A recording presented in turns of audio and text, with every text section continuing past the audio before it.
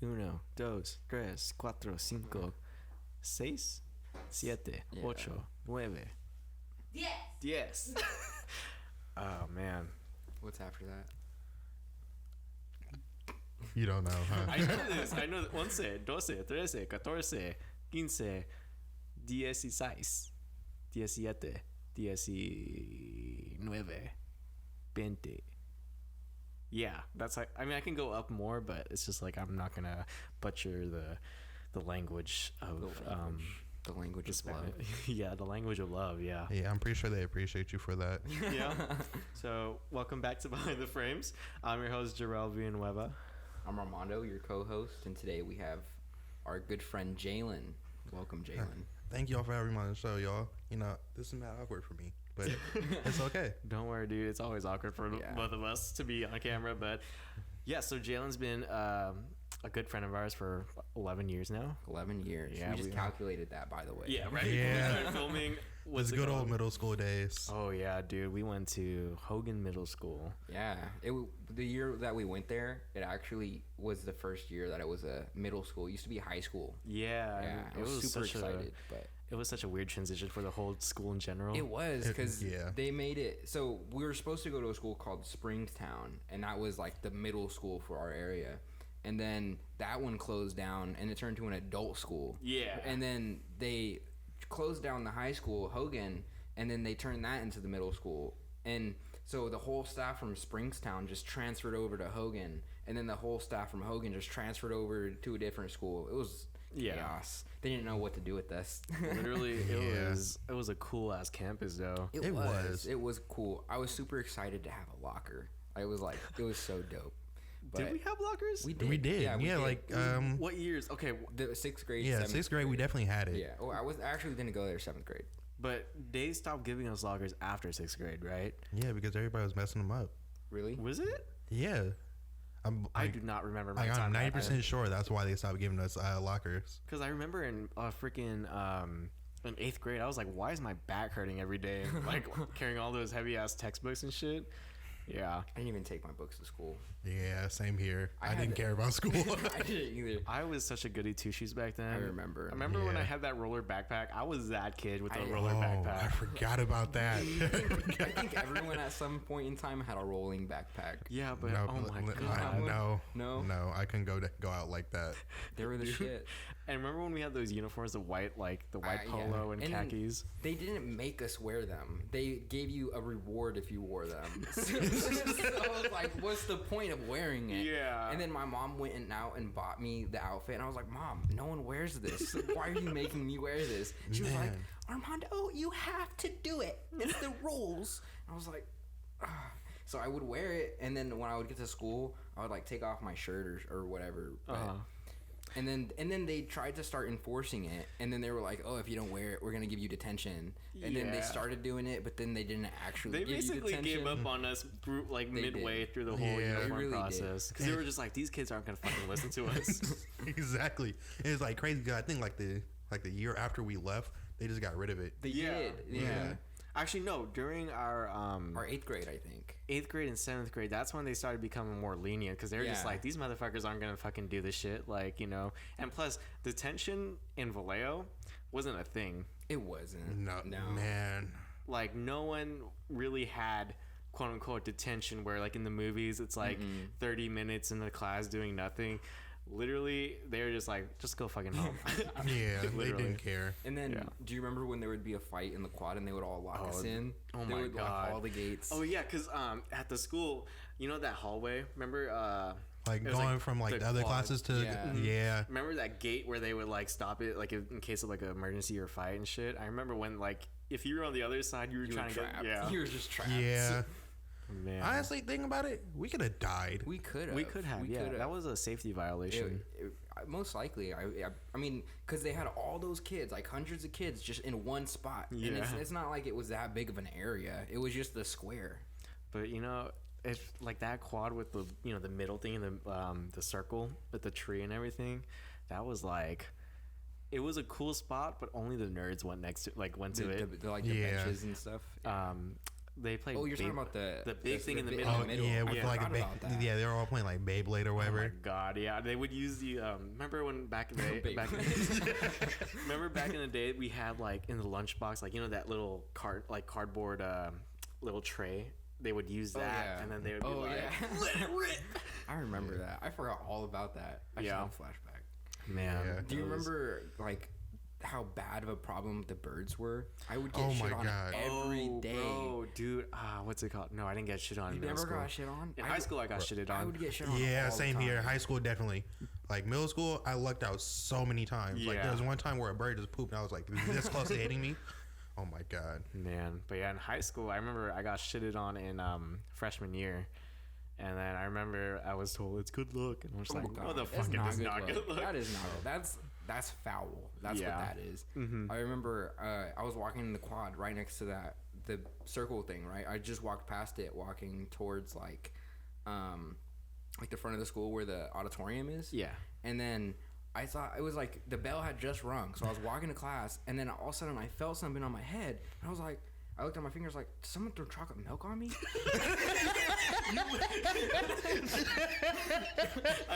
thought it was chocolate milk? Please don't tell me you tasted it. It was all brown, and I was like, ugh. And I went to the office, and Yeah. I was like, call my mom, I need to go home, I need to take a shower. Goodness. And then she called me, and she was like, just wipe it off. I was like, I just got shit on. You're gonna make me stay at school like this? And she was like, Armando, I can't pick you up right now. I was so mad. I was so mad.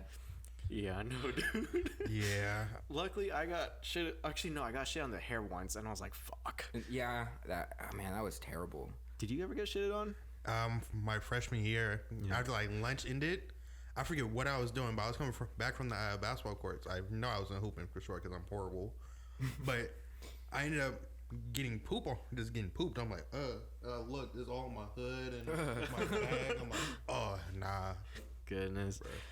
Why did we get shitted on in like? Why was that such a problem? Like, first of all, Well, because you know, there was a bunch of fucking food on the quad, and the Yeah. seagulls would be attracted to it, and then they would just camp. they would. And then every time break would end, they would be like, "Ta-ta-ta-ta." Immediately. Yeah. It was like gunfire. Legit, yeah. But yeah, that was hella long ago, dude. It was. Man. It's kind of like hard to remember all that. So it's like when you talk about it, it like comes back. Yeah. And then you remember more stuff. It's weird how your brain like it forgets, but it doesn't forget at the same time. It's like it's there, but it's not there. But yeah, that's a called. Yeah, I don't even remember. We talked about this all the time. Me and him don't even remember when we started actually becoming like, you know, best friends and shit. Honestly, most of the time, I don't even remember how I meet people or how I become friends with people. It just, just like they just show up all just like one day and just there for the rest. Because I was just thinking about, I was like, I forgot how I met you. Yeah, I don't remember how we met. Yeah, all I know is we met in middle school. And that was it. And then we just had classes together, and then I don't know if I never had a class with you in middle school or high school, and I don't know if I ever had a class with you either. I don't think I did. How long were you there? Sophomore year in high school. So I went to Vallejo after like 2 months at my sophomore year. I want to say we had a math class together. What math class did you have? I had geometry, but we didn't have like an actual teacher. We had a sub there for like a cool minute. I didn't take. I failed math so many times. I was stuck in algebra 1 for like 3 years. dude. Oh man. What were you gonna say? No, go ahead. Okay, I was gonna say. I remember in high school, my math teacher. His name was Dr. Morgan, and he had a big ass dent in his forehead. Oh yeah, bro. My brother talks about that so many times. Like he still thinks there's a third eye up there. I got him fired. What? I did. I got him fired At Bethel? How so? at Bethel because he did not like me. He had a serious problem with me. I don't know what it was. I mean, I did talk a lot of shit to him, but I don't know what it was. He just didn't like me. He had something against me, and he would always like accuse me of doing stuff. He would accuse me of stealing. He would accuse me of cheating. I would go. Damn, that man was out to get you. He was, and he would. I had a tutor, and because I would always fail every single test, I would always fail it. And my mom took me to a tutor. She was like, you need to learn how to do math, right? So I would go there, I would take my test with the tutor, and she would correct it, and she would be like, wait a minute, all these answers are right. Why are you getting wrong? Why are you failing your test if the answers are right? So I went back to him, and he was like, no, you were doing it wrong. And I was like, but my tutor's saying I'm doing it right. What you're telling me I'm doing it wrong. My tutor's telling me I'm doing it right. What's going on? You know what I mean? So I went to the principal, and then he made a huge deal out of it. And at that point, my mom came in, and she started like talking to the district and everything. And then I had to get transferred out of his class because, okay, this is a secret. I haven't told anybody. No one knows putting this. it into the world. I'm putting it into the world right now. Do you guys remember that liquid ass spray? Do you remember that? Don't tell me. Yeah. Okay. So I bought that.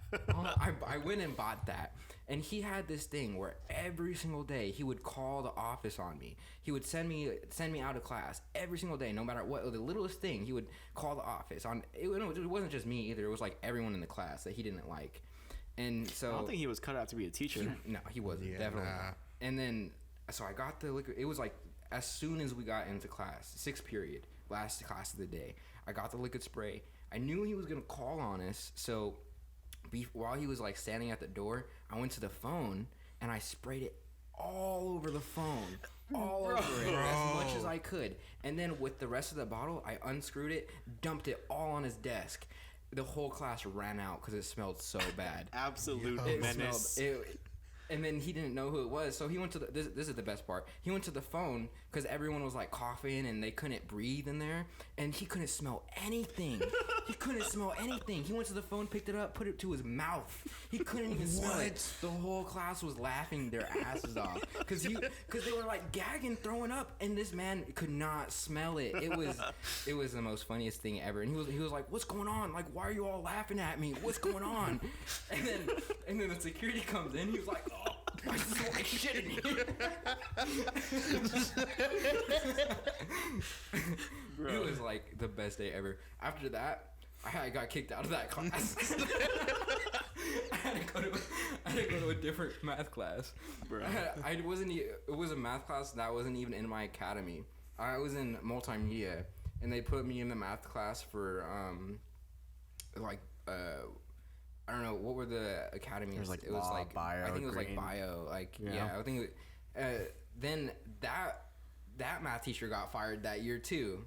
For what? For something like I don't know what he got fired for. It wasn't. By the time I went to that class, it was like the last month of school, and he was like telling everybody like, "Yeah, this is my last year. They're firing me." I forgot what his name was. But I mean, I had it bad during high school. Like in my freshman year, there was this geometry teacher. She was like German and Russian, and like from the very first day, you know what I'm talking about, right? Yeah, I hated her. Yeah. I didn't even have her class. I just hated her. Bro, so first day of class, my freshman year, she's first period, and then like I come in, and then like I'm just like going straight to the desk, right? And like I didn't see the seating chart because it was in my vision, right? Yeah. And she was like, "Hey, there's a seating chart over here, right?" And then like that was already a bad impression on her, right? But throughout the whole school year, I was shitty at math, let alone geometry, right? And my high school best friend at the time, he was like the straight A dude, hella smart and shit, right? And I was like next to him in the class, and I was like the dumbass, right? And every time we took a test, and she would like say the results. You know, She would spill it like that. Yeah, she would just like and say it out loud. Since my last name is like V, right? Yeah. So I'd be last, and everybody's just like, you know, like 90, 90, 80, 90, 70, 90, 90, right? When it got to me, 65. and then she would be like, "You better," or I can't do her accent, but she's like, "You better prepare for working at McDonald's." And she said dirty. that. She said that in front of the whole class one time, and I remember I was just like, "What the fuck am I? What did I do to her?" You know? She just didn't like you. Yeah, and then when it came to finals season, like it was legit a movie. It was like me against her, and like you know how in the movies, like when like the odds are stacked against you and shit, and you have to like really. It was an underdog moment where I had to pass this final, and I got in with at least like a C or a B minus. And I remember in my mind, I was like, you know how in the Rocky movies when he would win a fight, he would be like, you know, like that.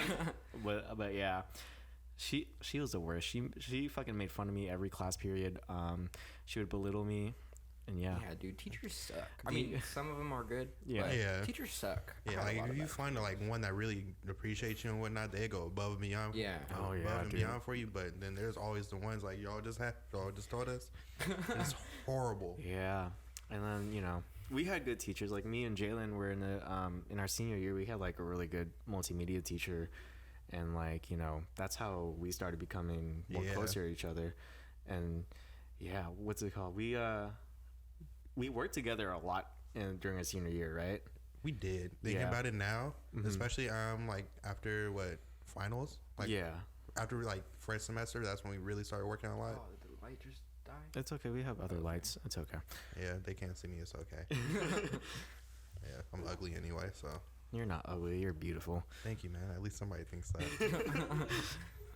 But yeah, I remember in the first like month of our senior year, like me and you were just like already like partners already. Yeah. Do you remember our first big major assignment together? It was the dog video. Oh yeah, and I almost got ran over by that pit bull. Yeah. So you want to go ahead and tell? So basically, me and Christian, we got picked to do this one project for the Humane Society.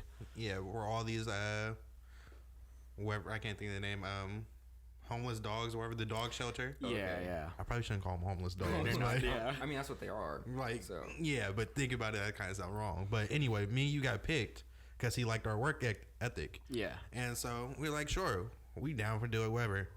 And so finally we get to the day we start filming and stuff. So I'm crouched down with with this big old Sony TV camera. Yeah. And this dog just running straight at me like some big old pit. And thankfully I hopped up just in time because that dog was about to run me straight over, and it would have been all bad. That fucking dog was huge, dude. Was it a Rottweiler? I think it was I thought a it Rottweiler. was a pit. Oh. I don't remember, dude. But Yeah, I still have the but- video. Really? But you know what's the shitty part? So they promised, or our teacher was like, and the person from whoever was the director over there, they're like, oh yeah, we'll air your commercial, put it on a website or whatever, right? They didn't. They didn't. They did. That's dirty. Yeah. Well, was that at like school or was it at the Humane Society? No, we went to Benicia. Oh, we went okay. to that one's park, the one with the big slide. Yeah. I like Wait, that no, part. we went to a dog park. Yeah, it was still in that same Oh, area. okay. There was a Gotcha. dog park there. But I remember when we were doing that, I did not know what the fuck we were doing. Like, Same here, bro. I know, We literally just went and did it. yeah, like our teacher believed in us, but the thing is, me and him, we were kind of just like, what the fuck are we doing? Yeah, we just got up and went. Literally, we like, because of the equipment that we were using, that was the first day I ever used that equipment, So it was like with the receivers, with the huge ass cameras, which by the way, that was scary to handle. The big Sony camera. Oh yeah, that TV camera. Yeah, like, I was just like, don't break it. But We wouldn't have been the first people to break one. yeah, but I didn't want to be the other people to break it. But Yeah. No, Coach would have got mad at us if we broke that Panasonic though. He would have been mad. Dude, that Panasonic was like his baby. It was. I don't even remember what it was. I want to say it was like a GH5 or something. GH5 or GH4, I forgot, because I know the GH5 got released later that year, so he might have had the GH4. Yeah, I think it was a GH4. Yeah. Yeah. But he treasured that GH4. shit with his heart. He did. I'm surprised he even let us touch it. I know, dude. Well, he trusted us that much. Yeah. But other than that, we also produced a morning show together. Did you do it like yeah. every day? We Or did we did like was- throughout the week. It was like Okay. every Friday, yeah. Friday? That's cool. I wish my school had something like that.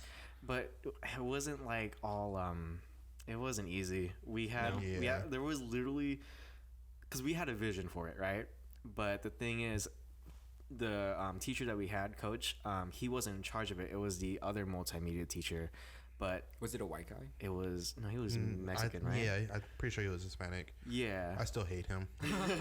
But like it was hard because like we had a specific vision for it, but the other dude or the other teacher, he kind of like took over for the most part and kind of like implemented his own ideas and everything. Didn't really give us a chance to like make it our own, Yeah, it was literally like my way or the highway with him. Exactly, because there were so many things we wanted to do, but he was like, no, it doesn't work because I went to film school and this. Yeah. I want to get a film school degree just so I could say that. I went to film school. I know how it works. Okay. Yeah. Yeah. But it was, oh shit, there was a lot of politics in it because like you know, we wanted to do certain things, but he was just like, I'm like, you know, I'm the one in charge of putting this out, so no. And then Yeah. What a dick. Yeah, you know, he was definitely like one of those people. I just It's clobbered, okay. but anyway, but you're good. But he was definitely like one of those people that just kind of just listened just to speak. Yeah. He didn't really listen to listen. He was just like, yeah, I'm like stuck in my way. I'm gonna do it, whatever. And the shit that he was putting out too, because we we did like the main segment, which is like the announcements and everything, right? But what he did was like hella cringy ass shit, like, you know, going around the campus asking questions, which it's a fun concept, but the way like they went about it, it was just like cringe. Yeah. He's trying to be like Nardwuar. Yeah, exactly. Like that whole point was trying to get the school involved, and that's what me and Christian were on at that point. Mm-hmm. Like you go to games and stuff, you interview players and whatnot. That's how you get the school involved. You get people interested because you're not only seeing one academy and whatnot. Yeah. You've seen the whole school, and that's what we were trying to do. Yeah, he was being very biased because he was like, no, it has to be like our specific, like, when we say academy, it's like our like the department in which, you know, what subject we were learning. There were like 5 different academies. Yeah, and he wanted to be specifically just like multimedia students, right?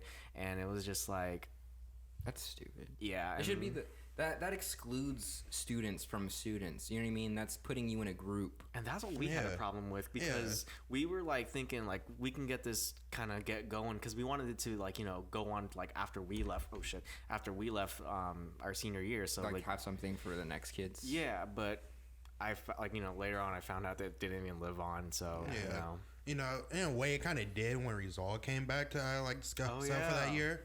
Because Rizal did the way we wanted it to be done. Yeah, we it's- got the whole school involved. Man. That's why I love Rizal. Yeah. I don't know if you'll ever hear this, but I love that man. love him to death. Yeah, dude, he was awesome. He was like literally the life of our school. Yeah, he And- made everything so much fun. Yeah, but like with the little morning show, like we had a vision for it, but we were like shut out because, you know, we were just students and he was the one controlling. You know, it's fucked up, but yeah. Yeah, I could care less at this point now. Yeah. Because it's already said and done. Yeah. Ain't nothing we can really do about it now. It was really frustrating at when we were making the, Like you in know, school. yeah. Yeah. What was your like? How did you put it out there? Like, how did people look at it? Oh, so basically we had to send a link to each teacher. Like, and to they played it YouTube. in class. Yeah, but then the problem of distributing the thing was that a lot of the teachers were old, right? So Yeah. They were. they either didn't show it or they showed it with no audio or what's it called? Yeah, it was like every morning at Friday we would run around to school, Yeah. like going to different classes. Like, can you set this up for us and shit? And yeah. Yeah. Hey, at least it got me out of class. I don't even Yeah, that remember was the what fun class part. I had first period, but yeah, at least it got me out of there. Man, but it was really fun working like that and shit, especially with like high-end cameras and then the wireless lavaliers. That was cool. It was like a problem with those every week though. Oh yeah, at some point we had to stop using the lavaliers and we had to actually use like, you know, wired mics. Yeah, handheld mic. Oh man, I wish that Vallejo had the same budgeting as Bethel, because we didn't have good stuff. No. we had like a TV camera, but it was hella old. My multimedia teacher, and Vallejo was called VAP. It wasn't called multimedia. He used to work as a TV anchor, so he had like a bunch of stuff left over from his career as a TV anchor, and the camera was one of them, and I got to use it one time with Hennick. We made like a short little video where have you seen the movie Chronicle? Yeah. So kind of like that, where we had superpowers, and then we like it was at school, and we were like pretending that we had superpowers, and then we did the thing where you put the tripod down and put the camera on, and then you stand there, and then you're gone, and it looks like you disappeared. It was fun, but I wish that we had better equipment. What's it called? The reason why we had like high-end equipment was because our coach at the time, he was like always like pushing for us to get better equipment every year. Yeah. Like literally at the school there was like a whole ass like, you know, little closet filled with high-end shit and like 2 like good ass computers in the back. And Yeah, because I think back there, if you really look back at it now, that stuff probably total well over 10 grand, maybe 25. oh yeah, Yeah. Because also they also bought like hella like T5s, T6s, Nikons. Yeah, T5Is and like like 70Ds or whatever. I don't remember exactly what we they didn't were. have any of that. Literally, yeah. Any of that. We didn't even really have teachers though. Like, I had a I had a Photoshop class, and in that class we didn't get a teacher till like half the year into the year. It sucked. But do you think? Okay, you guys didn't go to Vallejo, so at Bethel, when I went to Bethel, there was like this whole stigma that Vallejo was so ghetto. Yeah. Do you guys think that? Do you think that Vallejo was ghetto? Well, you gotta remember when I have an older brother. Yeah. And so he told me he went to the Vallejo Middle before that got shut down. It's like there was a fight literally every day, and people from like Oakland, Richmond, literally come down there just to watch fights. Damn. So that's they treat that shit like a fucking sporting event. Exactly. like real life gladiator. Like they're like, all right, who's on the who's the matchup tonight? Exactly. So like when you put it that way, yeah, it might look mad ghetto. It wasn't. Okay, I think that Bethel was 100% more worse than Vallejo. Cause okay, I remember one of my good friends at the time. I can't remember his name, but I remember I was hanging out with him all the time, and then I didn't know like what he did in his personal life, but he ended up stealing a car from this old lady, and he was like, man, I just got this car. You want to go to the store real quick, right? And I was like, sure, yeah, sure. I thought he actually got a car, and he was like 15. Matter of fact, I remember that being on the news. Yeah, you remember that? Dang, I don't remember his name or what he looked like. Either. But I remember that being on the news. Did he get arrested? No, I didn't get arrested. But so it was lunchtime, and we were like gonna go to Little Caesars because it was just right there. You know what I mean?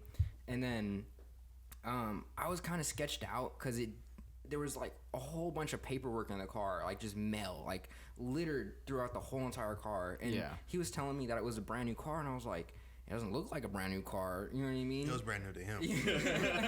And then he was like, yeah, do you want to go? Like, we have some time. And I was like, nah, I'm going to stay here. I'm going to stay at school. And then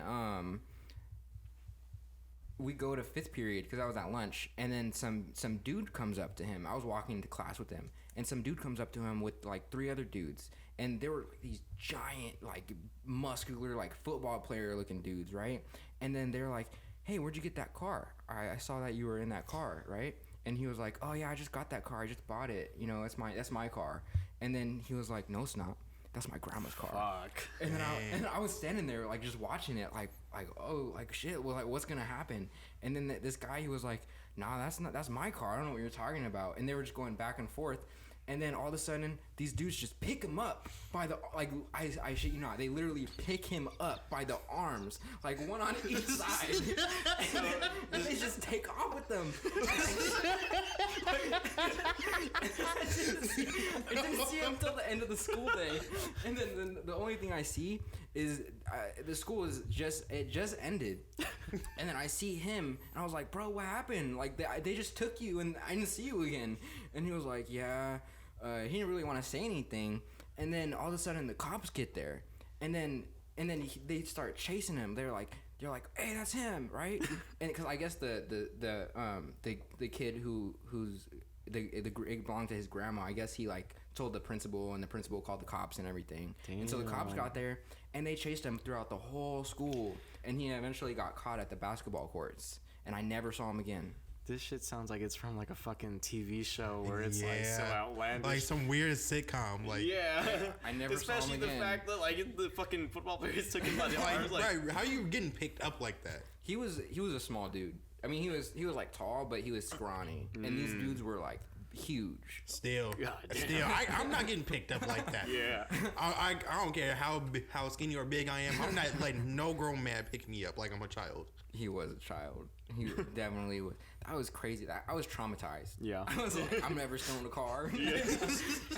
It's crazy how someone's actions just was like, yep, nope, never doing that.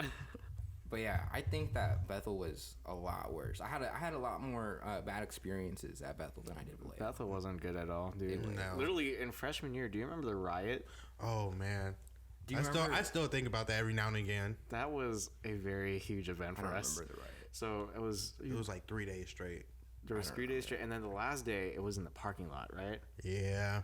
Dude, this like there was like so for at our school, I think it was our freshman year, and this was like the beginning of the year, like September, October, right? And Was it that early in the year? I swear it was like. or was it during the later? Like I want to say it was later. like April, May, I want to say it was like April or okay, yeah. So like or around March. Matter of yeah, fact. you know what? Maybe. Actually, yeah, you're right because I remember. Yeah. Because we were like literally gonna leave school within 2 months because of summer break, but for like you said March, right, or April, Something like that. yeah. But it started off with one fight in the quad, right? Yeah. And then next thing you know, 15 minutes later, another fight happens at the other side of school, right? And then next thing you know, there was a third fight, but no one really went to it because by that time security was like, go to class. If you're out, you're fucking, done, right? Second day happens again, 3 or 4, right? Yeah, they had to call the cops that day. Yeah, literally. Matter of fact, I think they even called the cops the first day. Did they? I'm pretty sure because it was like a whole bunch of people that had to call. I think a whole bunch of other campus security from other schools to Yeah. come. Dang. And Yeah. But the thing is, on the second day, it was kind of like an all-out brawl. Like legit, Really? there was Yeah, like it was one fight crazy. happening here, another fight happening at this part of the school, and then like it was just like crazy. Simultaneous Yeah. fights. Yeah, That's and crazy. then the last day, it was right like after school. Literally, people from like other places, like I think Vallejo, and then I don't know where else, but like Yeah. they went into the parking lot, and that shit was like fucking war because like they were on top of cars and shit. Police had to come in, and then there Yeah. was this one car. I remember it was a gold car with no license plate, just like. Oh, that should have told you right then and there. Get out of there. Yeah. And I was at the entrance of school just watching all of that. I was like, what the fuck is going on? Yeah, it was Yeah, crazy. because I remember I was walking through the parking lot. I was kind of seeing what was going on, but I was more so walking to the ice cream trucks. and me and my other homie at the time, we seen somebody hop out the whip and flashing his shirt up and down, had the thing on, and we like, yep, it's time to go. Yeah. Yeah. Why would you bring a gun to a school though? Like, I get it. Like, you don't like people, but what's the point of killing kids? They don't even have a life yet. You know what I mean? Like, Yeah. literally, it's a kid, and Yeah. you're gonna shoot him. What is that kid gonna do to you that's so bad? I honestly don't know, but because I know there were some people who got caught for doing Yeah. that shit. But it's not like someone at our school got caught for just bringing a BB gun. Yeah, Oh, I remember yeah. that. Yeah. Yeah, They put us on like lockdown for like Yeah. 30 minutes while they Yeah. grabbed the kid and Our whatnot. school had some like serious shit. Like remember what's it called? someone died. Yeah. Yeah, that was That was like when the school started. I was like, we need to do something. Yeah, our Yeah. freshman year, somebody died, like right off campus. Then our sophomore year, somebody died off campus. Like which right, like literally right next to it. And I remember we were just like, bro, this is. It was weird because like when we were on lockdown, all of us were kind of just like in shock, but at the same time, it was kind of like we were already what's that word? We're kind of exposed to it already. Yeah, we Yeah. were desensitized. Yeah. or whatever. Desensitized, yeah. So we were kind of just like, oh shit, like it was like we didn't feel the real like we didn't feel Yeah. danger, but we were also kind of just like, this has been happening like all over. And then like I think that was like when it first started like becoming like then everywhere started having school shootings. Yeah. I mean, it was already a thing. Yeah. But Yeah. like that's this around the time where it started happening more frequently. You know. Yeah, Vallejo high schools were not the scene. They They were were not the horrible. place to be. Not the place. I'm surprised we survived.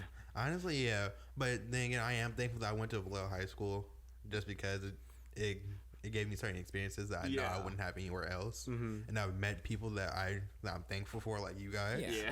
Definitely. Yeah.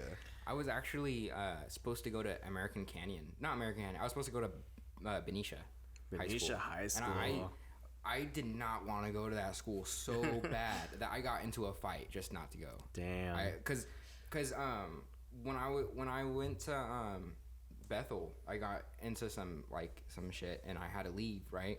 And then right then when my mom was trying to get me to go to Benicia, and I was like, Mom, I don't want to go to school. I don't want to go to school there. And then she was like, I'm making you go. And in the meantime, they had me go to Vallejo since like it takes a while to get into a different school, and then Especially out of district. Yeah. at that. Yeah. and they had the paperwork ready and everything, and my cousin used to live with me, and he had already started going there, and I was next, and I was like, I'm not going. So I got into a fight just so they wouldn't accept me anymore. Damn. But yeah, well, that part of our lives is done. Man. Thankfully. Yeah. So High school was horrible. So, But funny at the same time. it was. It gave us a lot of memories that Yeah. I will probably forever cherish. Yeah, there's some stuff I just can't talk about just because it's wild. Yeah.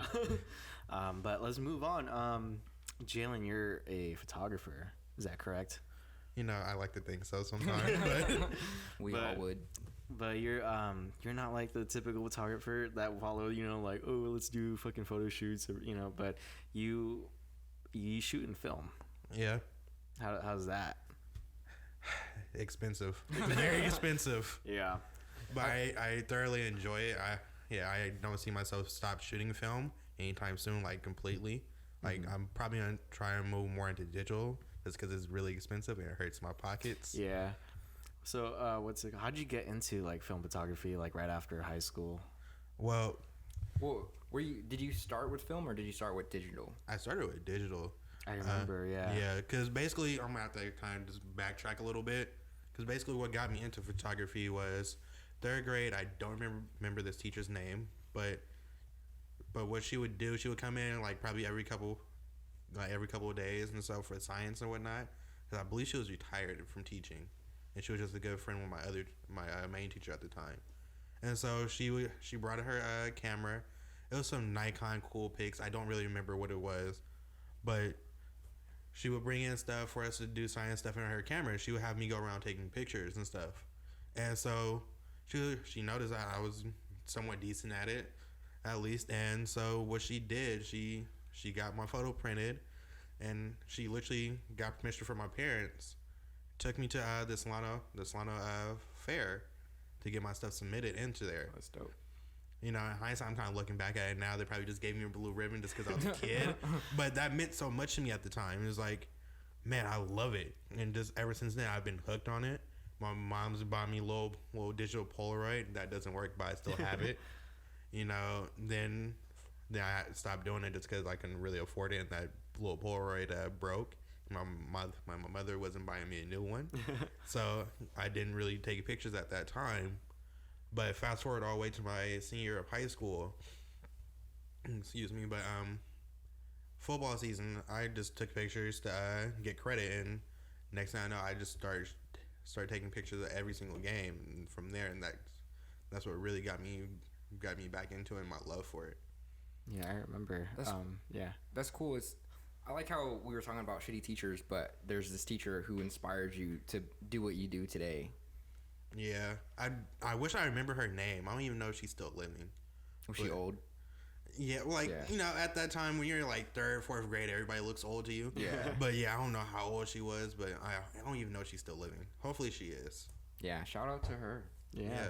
And that's so cool to have a teacher kind of like be like, yo, you have talent, and then really, really be about like having you like put your work out there and like kind of like giving you that chance to like take part in that, you know? And that's really cool. So like in high school, when you were doing like taking pictures for like games and everything, like how did you feel about that? Did you feel like you were a novice, or did you feel like you knew what you're doing? Like, I'm not gonna lie, I'm like, I always thought I was the man and whatnot. I always thought I was doing so much better than what I was at that time. But I was like thinking back at it, I'm like, dang, I was shooting on program. Yeah. Like I'd have straight automatic. Yeah, either program or sports mode and just shooting like that. Well, but sports mode isn't that bad for if you're shooting sports. Yeah. Yeah. But I'm just like, dang, I wasn't really that good back then. Like, don't get me wrong, I'm still not good now. I'm still learning and whatnot. But I'm looking back at it because I still have photos from there. Yeah. I'm like, dang, these are horrible. I would never take these now. Man. I feel like that's how everyone is with their photography from when they first started. You know, like I hate the pictures I first took. What's it called? Yeah, I mean, I was in yearbook, and I had to like go to like sports event too, and I think we were like taking pictures together. Sometimes. Like maybe once or twice. Yeah. But yeah. But like it was hard to take pictures, like because back then there was so much shitty lighting, and the cameras they gave us. Well, I had my own camera, but it was still shitty. But like the Canon T5Is, like they couldn't handle low light. Well, because they gave us the kit lens. Yeah, so the kit lens couldn't do shit.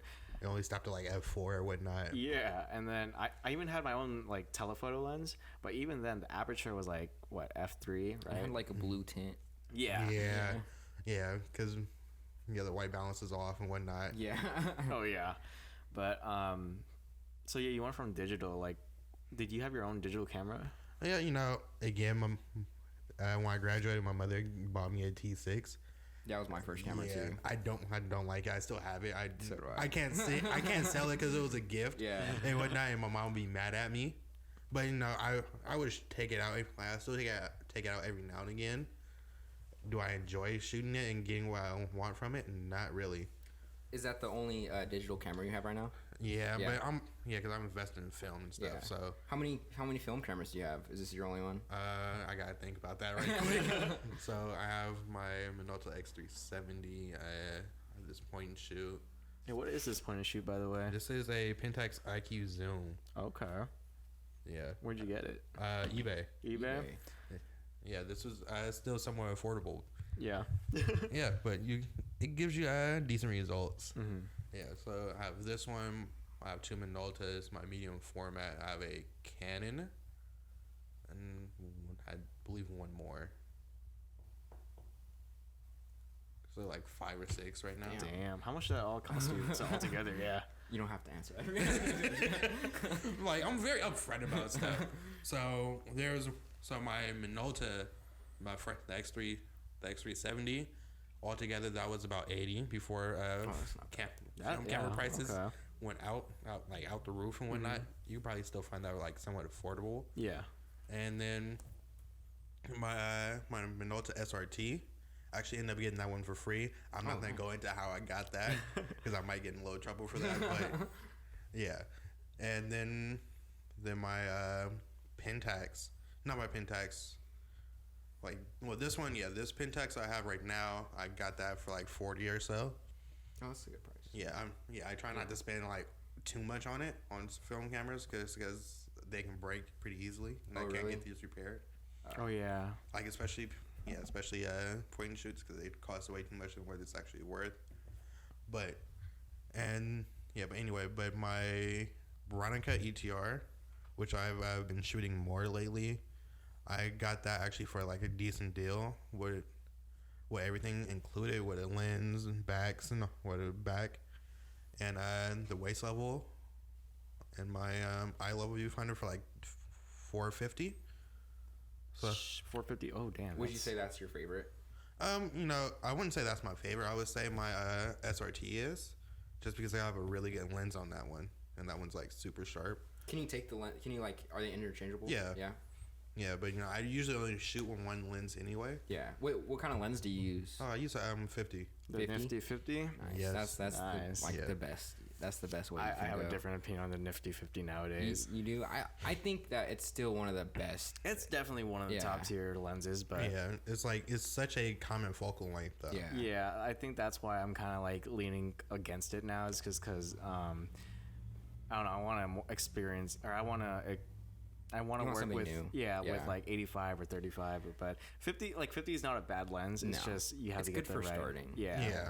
I do definitely think that there are some bad Nifty 50s out there. Yeah, of course. There can't always be a great Nifty 50. Yeah. So I remember you had this. So there was one time me and Jalen went to Benicia to shoot together, right? I was shooting on digital and he was shooting on film. By the way, his pictures were fucking amazing. Oh, thank you. What's it called? I remember I was looking at them like, damn. But there's the sad part about that little shoot was I had hella allergies, so I couldn't see shit. I was just like, bro, I can't fucking see, and like I didn't know what I was shooting. But Jalen had this camera. Was it the medium format? The Veronica? Yeah, dude. Beautiful camera. Yeah. And I don't see myself parting with that anytime soon. What's up? I don't see myself parting with it anytime soon. Yeah, dude. Do you still shoot with that? Oh yeah. I shot yesterday. That's why I shot it on. Oh, okay. Yep, all those. Nice. Dude, have you seen like the medium format film camera? No, I haven't. I'm pretty sure I have a picture of it. But like I don't know how to describe it. It's like the cameras that have like the viewfinder on top, and then you could shoot. You know what I'm talking about? Yeah. Yeah, it's those, and it's fucking beautiful, dude. He took a portrait of me, and it's like one of the most clearest portraits I've ever seen in my life. You still have it? Yes. Did you print it or did you just keep it on a laptop or a computer? I have it on my phone. But yeah, I know I definitely still have it. Yeah, dude, it was beautiful. I remember I was like, dog, I was in love. Yeah, film cameras are cool. Oh, We'll put a picture on the video. that's the one you're talking about? Yeah. I don't know what I would do without it at this point. But yeah, so what do you do? Like, can you tell us about a little bit like what you do? I mainly do street photography. You know, I just go out someplace, shoot, just see what I can find. You know, some of my favorite photos are just places I've like, not places, but things I've found and shot. Because there's this one photo I have of a Chevy truck. I just got that Minolta SRT, so I was just testing it out and make sure it worked perfectly. And that's when how I fell in love with that lens that I came with. And I was right there in Napa, just walking around, seeing it, and just shot it. So prior to like street photography, did you like look up to anybody like beforehand, or did you just go into it kind of just like whatever I see and shoot? I would probably say the person that kind of inspired me and kind of got me into film in general was he goes by King Japes or Jonathan Paraga. Yeah, I know who you're talking about. Yeah. Yeah, he was the main reason why I started shooting film, among a couple other reasons, but that's beside the point. And so that's kind of how I got started. I'm like, excuse me, and you're like, all right, sure. I don't really, like, for street photography, you don't really need somebody in front of you all the time, like portraiture or something like that. Yeah. You can just go out and shoot and just find stuff. Yeah. Also to note, King Japes is also from Vallejo, Oh, which really? is really cool, and he's actually he actually has a really nice following too. But dude, I remember when I first saw him when he was at like 11K views for like video. Now he's hitting like 100K. Like he's getting really big in the film world. Yeah, And, definitely. yeah. I'm definitely happy for him. Oh, yeah, I met him once. Yeah, I did too. I doubt he'll remember me, but yeah. I doubt he'll remember me too. But I remember I was working at a sushi restaurant, and I looked at, I was looking at the order name, and I was like, Jonathan Paragas, like that sounds familiar, right? He walks into the store to the restaurant. I was like, no way. I was fangirling. Like I was like in my mind, I was like, be cool, be cool, be cool. And then, I told him, I was like, I watch your videos. Yeah. How I ended up actually meeting him, I was shooting with somebody from high school, and we were at Mare Island. Yeah. And we just randomly ran into him. He's I'm very like, local. Yeah, and I just like decided, which is totally out of the norm for me because I usually don't talk to anybody whatsoever unless you know me. And so I'm like, oh, you're King Japes on YouTube, right? Yeah. Like I didn't know and whatnot. And he's like, yeah. And he was shooting with family and whatnot. I just like, I really appreciate your stuff. I just told him you got me into shooting film and just kept it pushing. And then later on he came back and we chopped it up a little bit. And he's also a great visual. He has great visuals with his street photography. Like, yeah, he definitely does. There is this one photo where he did in San Francisco, the one with the bikes. Have you seen that one? Yeah, that one's hard. I like that one. Yeah, and then there's also another one. It was like it was a picture of a little girl crossing the street, and it was like kind of blurry but also focused. Isn't that the one that made him famous? Yeah. But like between that one and the bike. Yeah. He's a fucking dope artist, and it'd be cool to like meet with him again and talk to him. Yeah, one of my favorite photos is of this old man. I'm pretty sure he's in San Francisco, but he's shot in black and white. He's walking, gets him straight from the side. His side profile with butterflies coming straight to him. That's like one of my favorite photos from him. I gotta check that out. Yeah, but he was one of the your influences into getting into street photography. Yeah, definitely. And then one of my other influences, he goes by Volandez. I know who you're talking about. Yeah. On YouTube, and because a lot of his stuff that I related to is like growing, because I'm black, I grew up black, and I know exactly what he's talking about, how he feels about certain subjects, and what he photographs, and just the way he uses light and tells a story. Yeah, is what inspires me. Yeah, dude. I know. What's it called? You also gave me. You introduced me to a couple other film photogrophers. I think Charles.film. I forgot his name. Yeah, Charles.film. I actually work with him. Oh, super cool. Yeah. I didn't even know he worked where I was working, where I was interviewing at the time. Yeah. Didn't even know who that was him at the time. Yeah. But yeah, super cool dude. he inspires me a lot from how he shoots, and he's inspired a lot of other people as well, especially around the Bay Area. Yeah, no. When you showed me, I was like, "Dog, this guy is fucking like his work is fucking legit and awesome." But like for you as a street photographer, one thing that kind of like I want to know is like, do you ever worry about like people like looking at you when you like take pictures? I have a slight story about that. You know, again, I got that Minolta SRT that I was testing out, and so I'm just walking around Napa.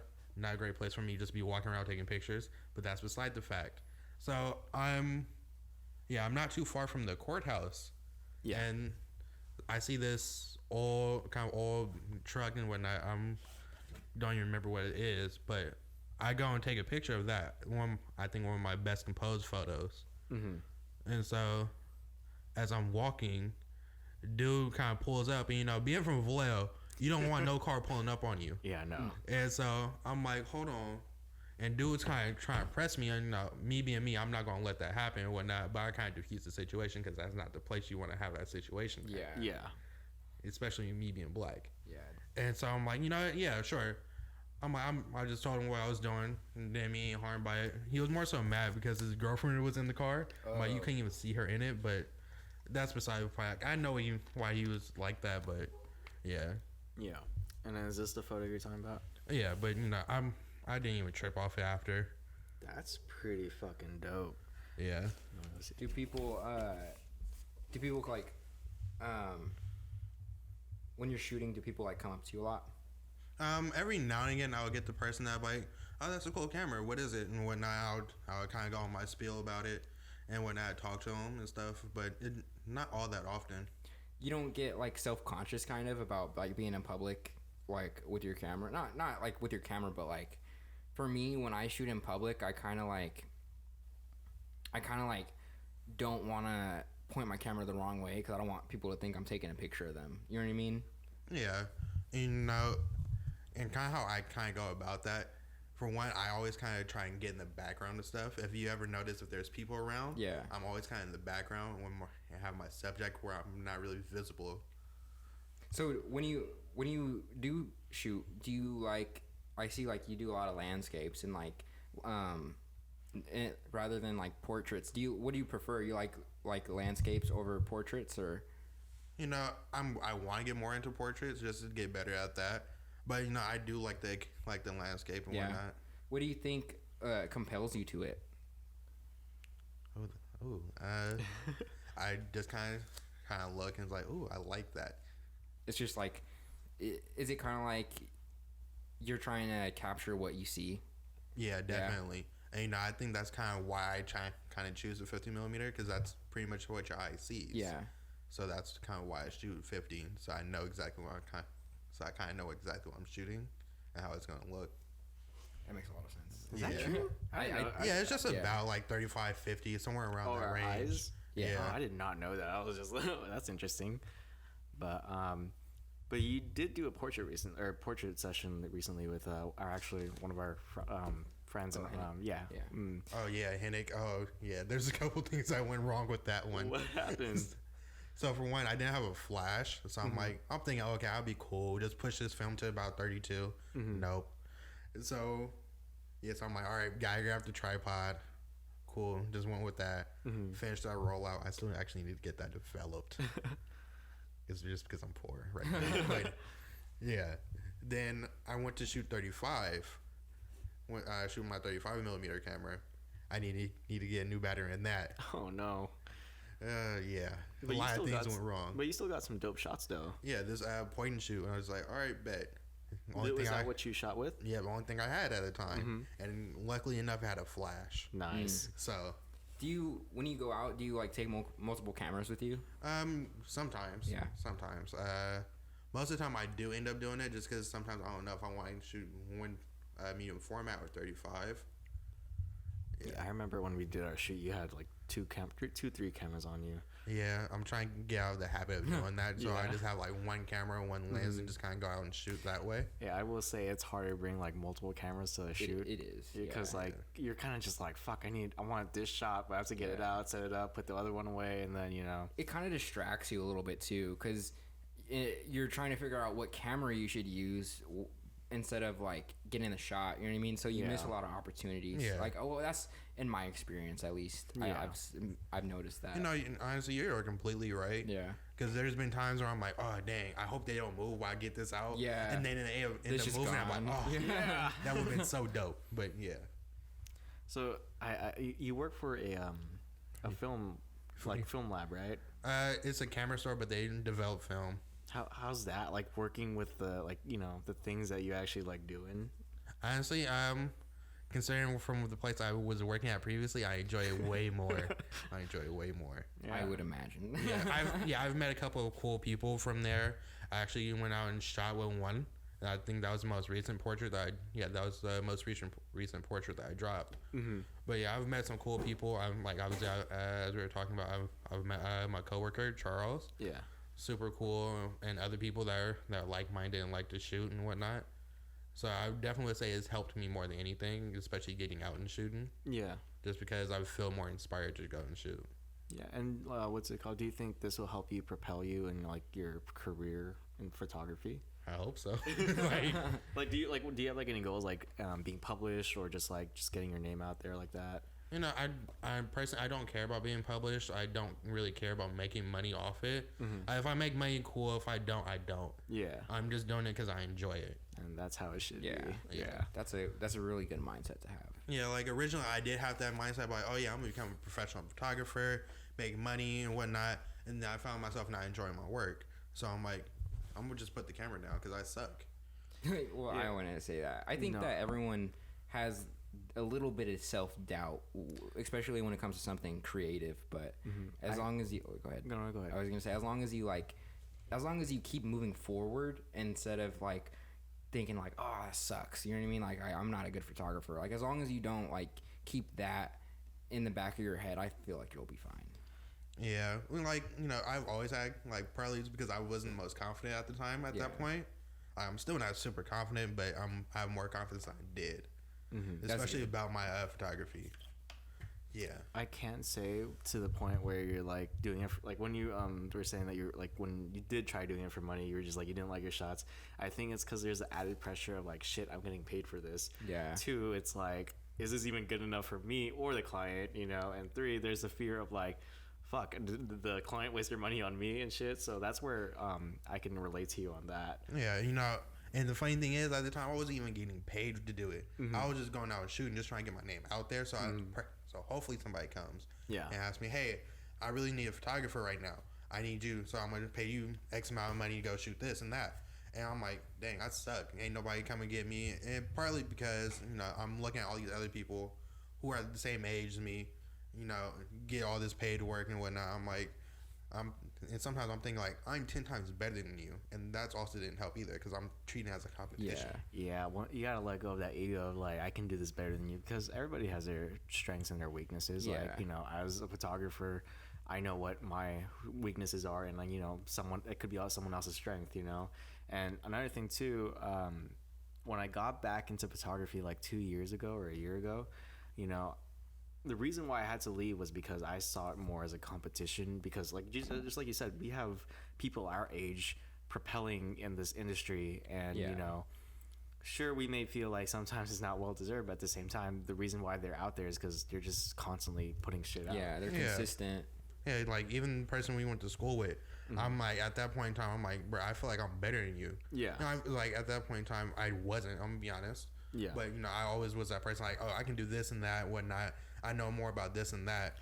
But was I going down and shooting? No. Was I working all the time? Yes. Like, but do I use that excuse? Yes. So I shot myself in the foot. Yeah, and to be honest, like if you want to get into the like photography like industry, you gotta see it more as a community rather than a competition, because I'm telling you right now, you'll get more support that way if once, because it's all about building each other up. Yeah. You know, because like there are other photographers who will, you know, on the same level or on like higher levels, like they don't see everybody as competition, because it's just like everybody has a different eye, a different vision, and you know, instead of like kind of be like I'm better than you or this is better than that, you know, it's more like this is awesome, this is your work, and you know, just build it up, you know. And I think that's why the people that we look up to, they're so successful, because they built other artists up. Yeah, you know, I'm happy I changed that mindset, because I do find myself meeting more people, talking to more people, because I'm not viewing it as a competition. I'm not trying to beat somebody. You know, Yeah. I'm like, I love when people tell me my stuff is dope. I love to tell people that their stuff is dope. Yeah, and you get to meet cool people, make new friends and shit, you know. I still have yet to like put myself out there like in the community and all that, but from what I've seen online, you know, it's a very positive community. You just can't look at it as a competition, because otherwise not only are you tainting your work, but you're also tainting like your ego, kind of, you know. Yeah, people will like, they'll not want to work with you if you have that attitude. You know what I mean? Like they'll, I don't know, like I feel like I like working with people who are like, we can learn off of each other. You know what I mean? And when I try to like collaborate with people, I always look for that. You know what I mean? But anyway, so do you meet a lot of people? Like, does that help you?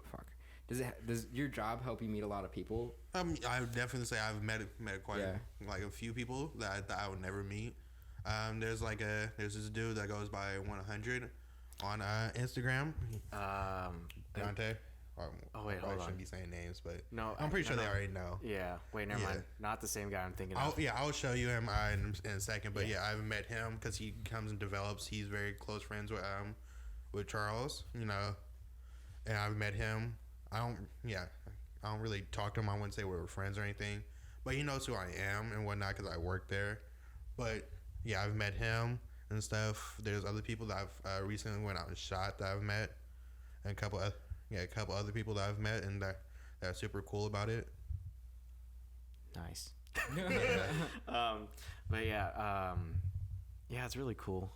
I you know, I think film photography is just a super dope like fucking part of photography. Like, I know like there's like all these nice cameras and shit, but like I really want to get into film. Yeah.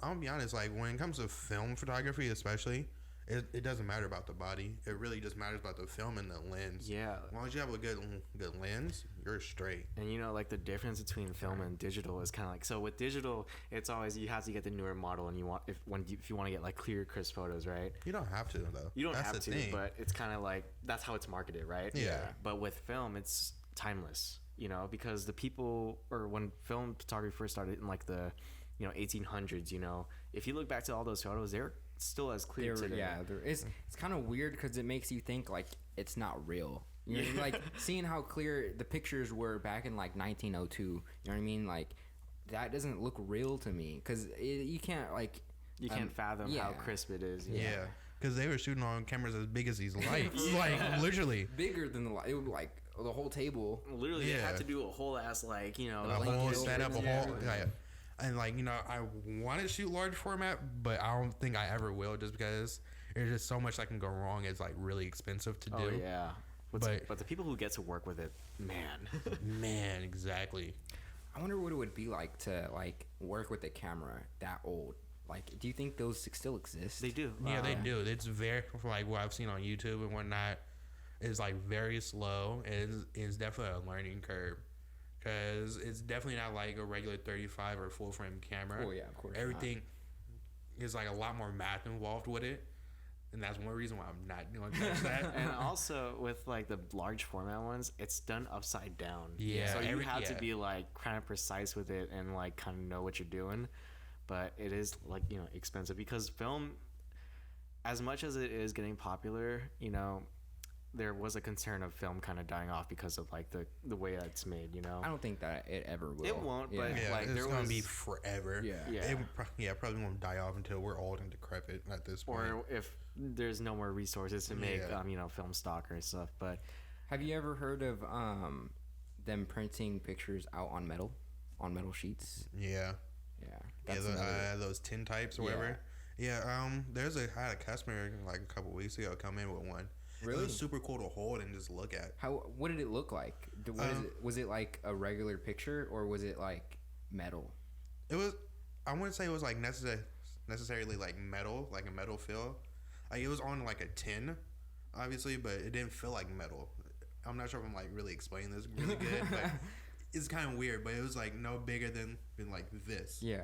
And just seeing that picture was on it was just. Was it like color? No, it was no. Yeah, like it was black and white, but it kind of aged and yellowed and kind of turned to a sepia tone. Okay. I'm trying to picture it. Yeah. But it was super cool to see and hold and whatnot. Yeah, that's like a piece of history. Yeah, that's crazy. I've always been like fascinated by that. Like you could literally put a picture on anything if you really wanted to. You could print it on anything. Yeah, definitely. That's one reason why I'm trying to get a Polaroid right now, just to do a emotion lift, just so I can put it onto different stuff. Yeah. So you brought some words to show us today. Yeah. Do you want to like show us and kind of explain the each photo? Oh, okay. So I want to be honest. Me personally, I don't really have a creative process going into certain things. I just go out and shoot. Yeah. So this first one, I actually was took just the other day. Got off work. I'm like, it's a nice day outside. Yeah. You know, lights hitting nicely, and so the way the light hits the water. Yeah. Man, and I'm gonna show the camera real quick.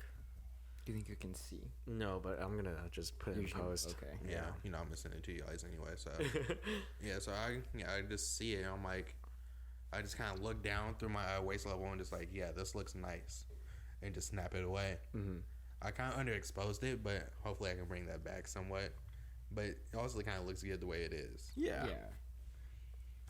Okay, my second one, I might as well just kind of do these in a set. Okay. Because they're all kind of in the same. They're all in the same area.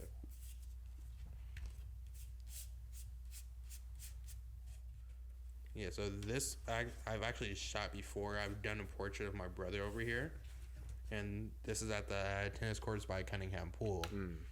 And so again, just like I'm gonna go out and shoot and whatnot. I just drove over there, and this is kind of like the first time I didn't have anybody over there to shoot on, so I just kind of look around to see what I can find. Yeah.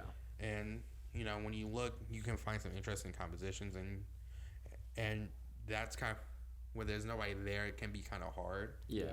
That's why you kind of just have to look to see what you can find. I will say this one stands out to me the most. Yeah. Like, I like how the fence is in like you can see the fence, and also the way the tenant, like the nets are lined up alongside with like the out of focus fence. It's just really composed really nicely. Oh, thank you, man. Yeah, dude. And then also this one right here in the middle, like this one also stands out to me. Like, I'm for sure that could be in a photo book about Vallejo. Yeah, I had to kind of shoot through a fence as well to get that. Oh, really? Oh, for real? Yeah. Was it closed when you went? It's always open to the public. It's just I didn't feel like going in there. I was being a little lazy. But I'm happy I didn't go in there to get this shot. Yeah. Because I had it lined up where I wanted it. Yeah, it looks like perfectly centered. Dude, you have really good composition in your photos. Oh, dude. I really like this one right here. This one. Yeah. I like it's like just standing there alone. Yeah, this one was in Benicia. So again, this is all on the same day. So while I was just walking in the same area as the first one that I showed. And I've seen that. I really like the way the grass looks. It's like overgrown and super green. Yeah, I was hoping I can get a little more golden, but hopefully next time. Yeah, again, the composition, dude, you get right in the center, dude.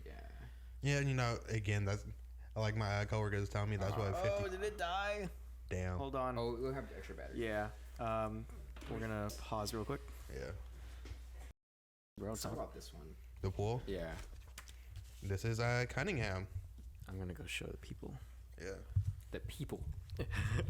I like the palm trees in that one, and I like how it looks kind of like really light, like I want to say airy, but that's a weird word to describe a picture.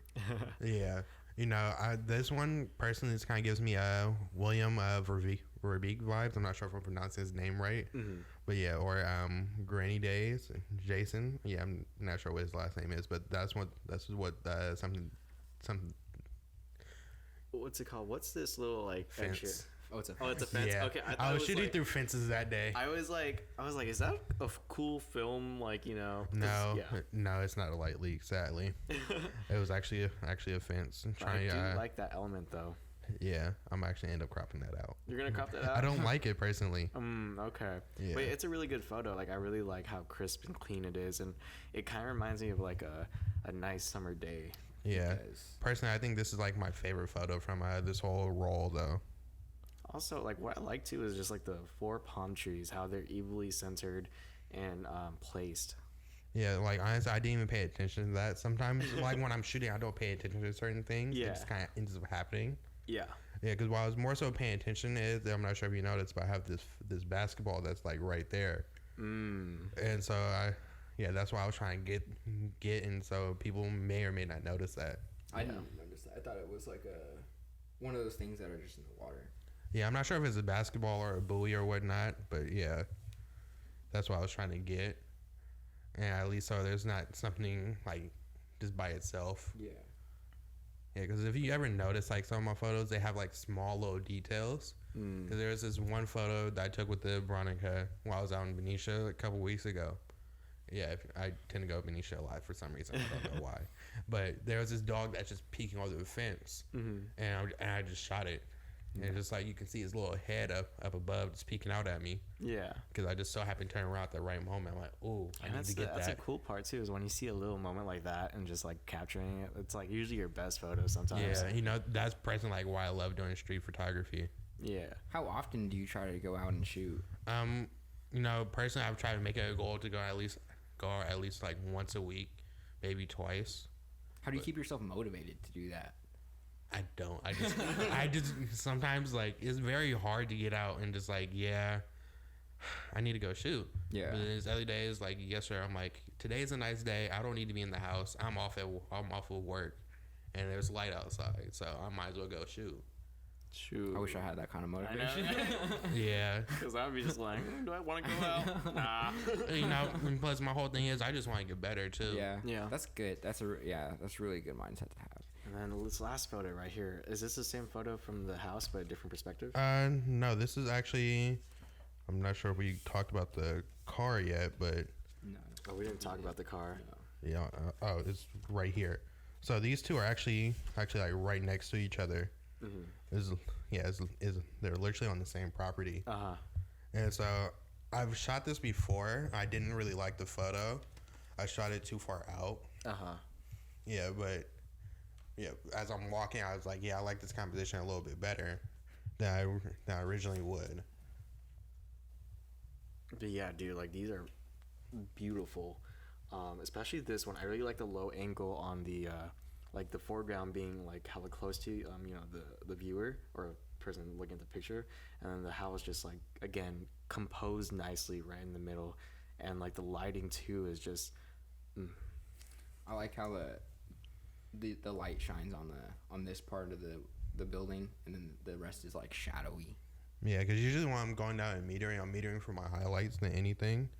Yeah, because I tend to overexpose my stuff. Yeah, because I can always bring back detail, but I can't really. You can't like make it lighter if it's too dark. And then that's the one thing you can't expose film, unfortunately. Yeah, and the truck photo. Oh my god, dude! I fucking love the tree, and like how it kind of just like it's like it's a nice contrast between like the ground, the sky, and then in the middle is the center, which is the truck. And I think that's like beautifully crafted. Yeah, thank you. I actually think I'm gonna go back out and shoot this one, just because I want to get more of that Coca-Cola sign up there. Okay. Yeah. But yeah, dude, these are fucking amazing, and yeah, dude, I can't wait to see more of your work. Oh man, thank you. Hopefully as I go through some of my old negatives from spanning from like 2019 till today, I'll set a print sell out. Hell yeah, dude. Yeah. You know, I'm not gonna make y'all pay for it. You just tell me, I'll give it to you. Gotcha, Don't worry about that. Yeah. But yeah, dude, thank you all for coming to the podcast. Man, and it was nice having you. Man, it was good seeing you again. We haven't seen each other in a minute. It has been a minute. We just all be busy. Last time I saw you was in June. Yeah. Was it June? Yeah, it was my birthday party. Remember? No, I really don't. Oh yeah. We were all there. Yeah. You only stopped by for a minute. Yeah. It was like you came, you left. I was drunk out of my mind. I was. I remember that day. I was just tired. Off work. Yeah. But well, what was your Instagram handle you want to promote? My Instagram handle is True to Film. I'm pretty sure I put it out there. Yeah. But yeah, I would just might as well spell it out anyway. It is spelled TRU, the number 2, film FILM.